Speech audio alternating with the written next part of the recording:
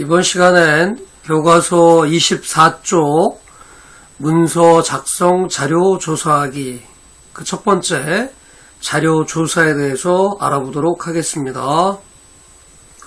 우선 목표를 먼저 살펴보도록 하겠습니다. 자료 조사의 학습 목표는 문서 작성을 위해서 필요한 자료를 파악할 수 있다. 두 번째, 문서 작성 자료 탐색을 위해서 어떤 매체를 쓸 거냐, 신문을 쓸 거냐, TV를 쓸 거냐, 인터넷을 쓸 거냐, 아니면 잡지를 쓸 거냐, 이런 그 매체를 찾을 수 있다. 세 번째, 각종 매체를 활용하여 필요한 정보를 수집할 수 있다. 이것이 자료조사의 학습 목표가 되겠습니다. 그럼 24쪽 쭉 보도록 하겠습니다. 작성문 자료 조사를 위한 문서를 분류를 해보겠는데요. 문서는 두 개로 분류할 겁니다. 그 첫 번째로 사내문서. 사내문서란 상업문서로서 동일 회사 안에서 부서 간의 연락 및 통지 등에 쓰이는 문서라고 얘기하겠습니다. 그래서 자, 그 다음 쪽으로 넘어가서 사외문서라고 있습니다. 사외문서. 대내외적으로 연락 및 통지할 때 쓰이는 문서. 그러니까 이 서류 문서라는 것이 밖으로 나간다는 얘기죠. 밖으로. 그래서 사회문서의 종류는 주문서, 청구서, 조회서, 의뢰서, 사과문 이러한 것들이 있습니다. 이건 더 회사 내에서 이루어지는 것보다는 회사 밖으로 나가는 문서로 알고 있으면 될 것 같습니다. 사회문서의 특성을 한번 살펴보면요. 밖으로 나가는 문서니까 이런 것들을 좀 신경을 써야 되는데요. 첫 번째, 글의 구성을 확실히 한다. 알기 쉽도록 구체적으로 정확하게 표현한다.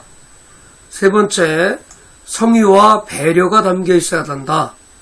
네 번째, 문서를 요약해야 한다. 25쪽으로 넘어갈게요. 교과서 25쪽 펴시고요. 자, 그러면 이번 시간은 또 뭐냐? 사내외 문서를, 거기에 쓰이는 자료를 조사하는 방법에 대해 알아볼 거예요. 회사 안쪽이나 회사 바깥쪽에 어떤 문서를 작성하려면 자료를 조사해야 되는데 어떤 방법으로 조사할 거냐? 자료를 조사할 수 있는 방법은 작성의 목적에 따라 달라질 수 있다. 사내냐, 사외냐, 그런 거에 따라 달라질 수 있겠죠. 목적에 맞춰서 아래 방법 총 5가지를 소개할 거예요. 5가지. 5가지 중에서 필요한 방법을 선택해서 자료를 조사하면 될 것입니다. 제일 첫 번째는 인트라넷이라는 게 있어요. 인트라넷을 통한 사내 자료 수집. 그러니까 인트라넷은 바깥쪽이 아니라 어떤 회사 안에 있는 거구나. 그걸 알 수 있겠죠. 그래서 인트라넷이 뭐냐? 인터넷 관련 기술과 통신 규약을 이용하여 조직 내부의 업무를 통합하는 정보 시스템을 말한다. 그 다음 넘어가 볼까요? 역시 25쪽에 보니까 문헌을 연구한다라고 되어 있습니다. 문헌은 이런 것들을 얘기합니다. 이런 것들. 책이라든가 학술 논문이라든가 정부의 문서라든가 어떤 기사라든가 통계자료. 기존의 문헌을 통해서 자료를 수집하기 위해서는 목적에 맞추어 필요한 정보가 무엇인지를 체계적으로 정리하고 이 체계적으로 정리된 이 내용들을 여기 보이는 이 5가지 문서 중에서 어떠한 문헌 자료를 통해서 찾을 거냐. 그런 것들을 일목요연하게 정리를 딱 해주면 아주 찾는 데 있어서 효과적이라는 얘기입니다. 어떤 내용을 책에서 찾을 거냐, 학술 논문에서 찾을 거냐, 정부 문서에서 찾을 거냐, 아니면 어떤 기사 내용을 보고 찾을 거냐, 통계 자료를 보고 찾을 거냐, 미리 체계적으로 정리를 해놓으란 얘기입니다. 그래서 그 정리된 내용을 어느 부분에서 찾을 거냐, 그렇게 알 수 있게 정리해 놓는 것이 아주 그 문헌을 찾는데 효과적인 방법이 될 수 있다는 얘기입니다. 공신력 있는 자료를 활용하는 것이 무엇보다 중요하기 때문에 문헌 자료를 활용하는 경우 우선 믿을 만한 것인가, 그죠? 신뢰성을 확보하는 것이 제일 우선되는 과제다 이겁니다. 세 번째, 설문지법이요. 설문지법. 뭐 우리도 설문지 많이 하죠. 예를 들어 방과 후 수업 설문지, 그 다음에 만족도 설문지, 그 다음에 급식실 급식 만족도 조사, 이런 거 보면 설문지법을 씁니다. 그래서 설문지법은 자료를 정량적으로 표현할 수 있어요. 예를 들어 급식이다, 맛있다, 보통이다, 맛이 없다, 뭐 이렇게 정해져 있으면 우리가 이렇게 체크를 하잖아요. 그래서 맛있다, 뭐 50명, 보통이다, 뭐 20명, 맛이 없다, 1명, 뭐 이렇게 정량적으로 숫자로 딱딱 표시될 수 있기 때문에 시간 대비 짧은 시간 안에 신뢰성을 높일 수 있는 그런 방법 중에 하나입니다. 짧은 시간 안에 통계를 빨리 낼 수 있다는 얘기죠. 설문지법은 또 이것도 합니다. 꼭 그것만 쓰는 것이 아니라 우리 서술형으로도 쓰죠. 뭐 그 급식 설문지에 보면 추후에 메뉴로서 어떤 것을 더 추가했으면 좋겠습니까? 그러면 여러분들이 자유기술형으로 적죠. 뭐 돈가스 더해주세요, 뭐 이런 거 적을 수 있잖아요. 그런 것들은 자유기술형이 되겠습니다. 그래서 설문지법은 정량적으로 쓰는 것을 우선시하지만 그에 부가적으로 서술형도 쓰고 있다는 것을 좀 알고 있으면 좋을 것 같습니다. 설문을 작성할 때 유의할 사항 한번 알아볼게요. 첫 번째, 질문은 이해하기 쉽고 명확하고 간결해야 된다. 두 번째, 너무 어려운 용어를 쓰거나 외국어 등을 사용할 경우 응답자가 이해할 수 없는 상태에서 답변할 수 있죠. 이거 잘 모르겠네, 아무데나 칠래, 이렇게 할 수 있다는 얘기예요. 세 번째, 질문이 특정 방향의 응답을 유도하는 방식이다. 그렇게 된다면 데이터가 왜곡된다는 얘기예요. 그렇죠? 질문을 이렇게 어느 답이 나올 수 있도록 자꾸 유도해 가면 그쪽으로 많이 나올 거 아니에요. 그래서 정확한 정보가 수집될 가능성이 별로 없다는 얘기입니다. 다음 넘어가 볼게요. 면접법 나왔습니다. 면접법. 우리 뭐 특성화과 학생들은 취업을 하기 위해서 우선적으로 뭐 갖춰야 될 것이 학교 성적이기도 하지만, 그리고 또 NCS 직무 능력도 있기도 하고, 그 다음에 이력서도 작성을 잘 해야 되고, 그 다음에 회사에 직접 방문을 해서 면접을 볼 때도 면접도 잘 봐야 되겠죠. 이 면접은 좀 전에 얘기했던 설문지법하고 조금 틀립니다. 데이터가 정성적이에요. 수치로 표현할 수 없는 데이터들이죠. 수치로 표현할 수 없는 데이터. 어린 시절에 어땠습니까? 어린 시절에 뭐 부모님은 어떠셨습니까? 나의 중학교 학생 시절은 어땠습니까? 이거 수치로 표현할 수 없잖아요. 그런 데이터로 정성적인 데이터라고 합니다. 그거를 충분하게 확보할 수 있는 방법이 면접법이에요. 아래 보면 필요한 정보에 대한 전문성을 확보한 사람을 대상으로 심층적인 내용을 구체적으로 물을 수 있다는 점에서 정보의 충실성이 높여진다. 즉 무슨 말이냐, 대답을 하는 사람이 전문성을 갖추고 있다 그러면 우리가 질문을 했을 때 그 전문적인 지식들을 많이 알려줄 거 아니에요. 그래서 그 정보는 비전문가보다는 훨씬 더 정보가 충실성이 있다, 그런 얘기입니다. 면접법의 장점 한번 알아볼게요. 자, 제가 피면접자입니다. 자, 여러분을 면접합니다. 그때 내가 오늘 왜 조사를 하고 그리고 어떤 질문을 하게 될 겁니다. 그걸 충분히 이해할 수 있도록 한 다음에 질문을 하면, 면접을 보면 그 피면접자가 이 질문 아까 들었어, 설명을 들었어, 이래서 이런 면접을 보는구나, 자기가 확실히 이해하고 답을 할 수 있다는 얘기죠. 이해하고 그냥 뭐 잘 모르는 상태에서 대답하는 것이 아니라 좀 전에 조사 배경과 질문을 제대로 이해를 했으니까 자기가 가지고 있던 생각을 정확히 표현할 수 있다는 얘기죠. 장점.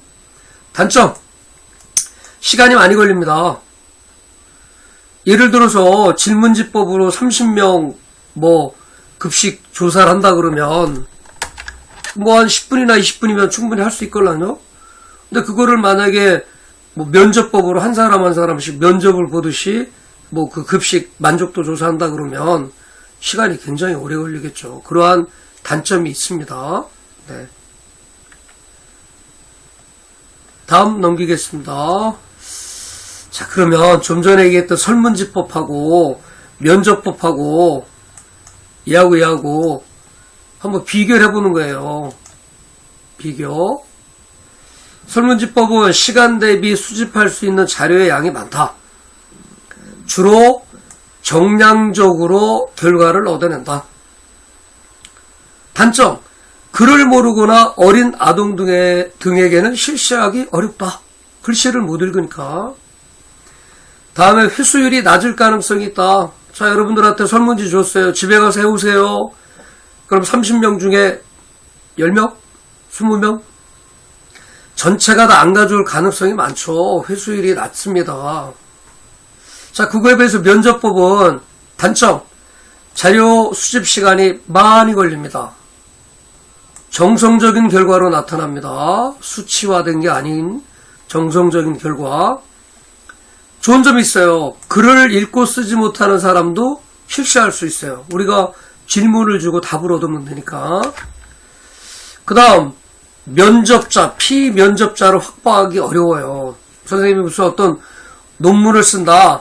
사람들을 모아가지고 그 사람들에 대한 어떤 답을 들으려고 하는데 그 사람들을 구하기가 힘들다는 얘기죠. 그렇지만 면접 보는 즉시 답은 얻을 수 있죠.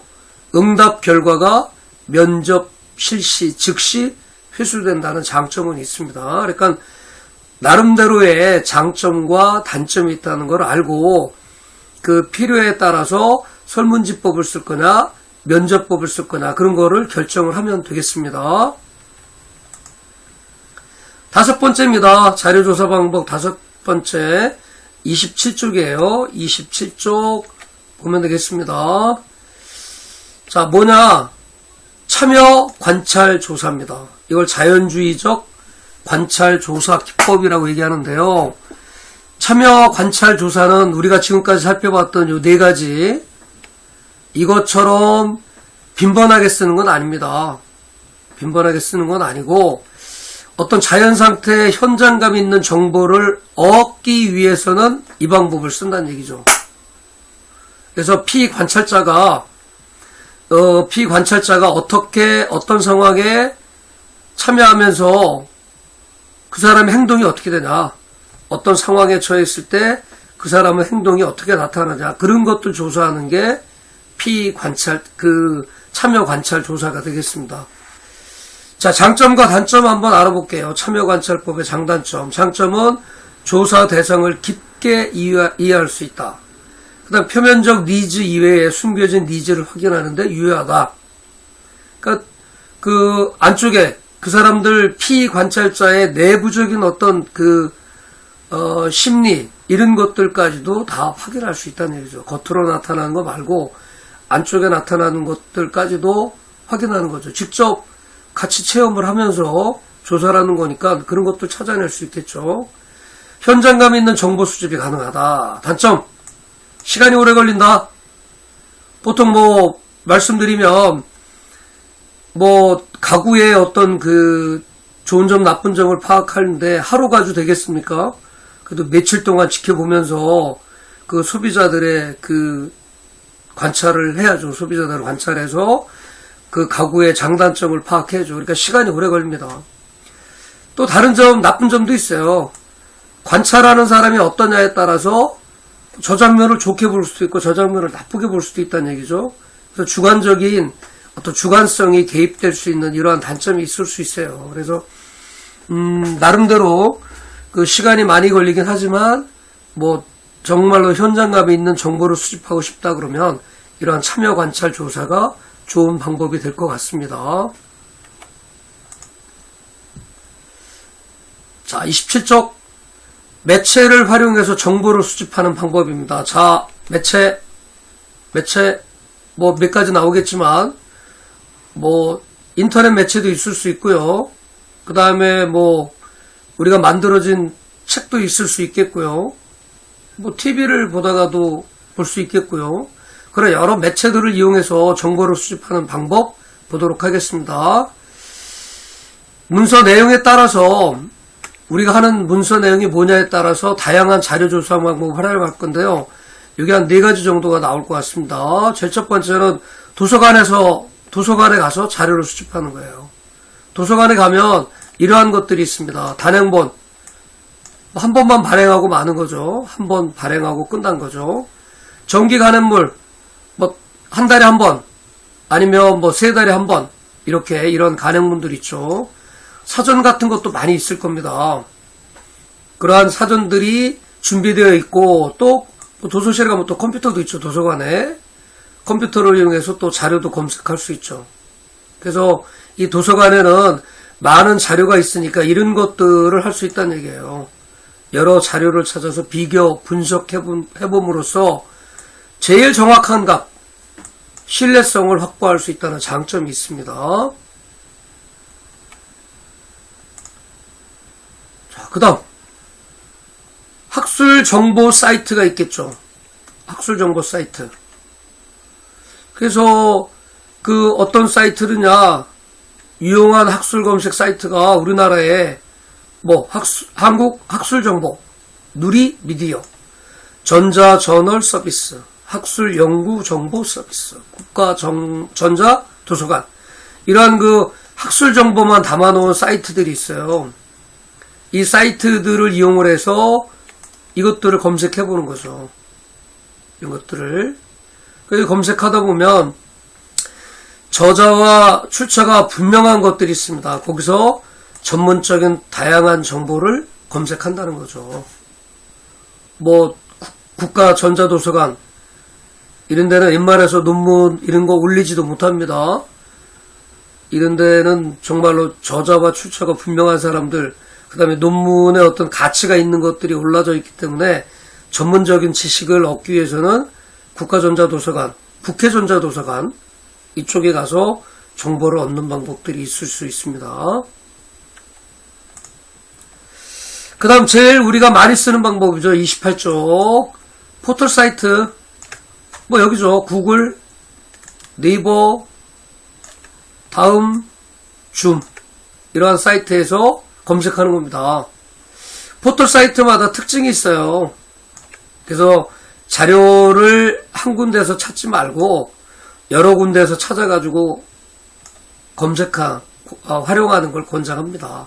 각 사이트마다 어떤 특징들이 있기 때문에 그런 것들을 잘 살펴보고 자료를 수집하는 게 좋을 것 같습니다. 네 번째입니다. 기사를 통하는 거죠. 기사라는 건 뭐 신문 기사겠죠. 그죠? 신문 기사를 통해서 자료 수집합니다. 이 한국언론진흥재단에서 뉴스 빅데이터 분석 시스템이 빅카인즈라는 게 있어요. 요거를 이용하면 그 정보를 수집할 수 있는데요. 어떤 것들이냐, 종합일간지, 경제일간지, 인터넷신문, 텔레비전 방송 뉴스, 1990년 이전 신문 이러한 것도 다 수집할 수 있고요. 또 그래프로 된 다양한 뉴스 자료들이 또 있어요. 그러니까 글로만 돼 있는 것들이 아니라 그래프로 돼 있어가지고 보기 좋게 돼 있는 자료들도 많으니까 이러한 매체를 이용을 해서 정보를 수집할 수도 있습니다. 네, 이것으로 자료 수집에 대한 학습을 마치도록 하겠습니다.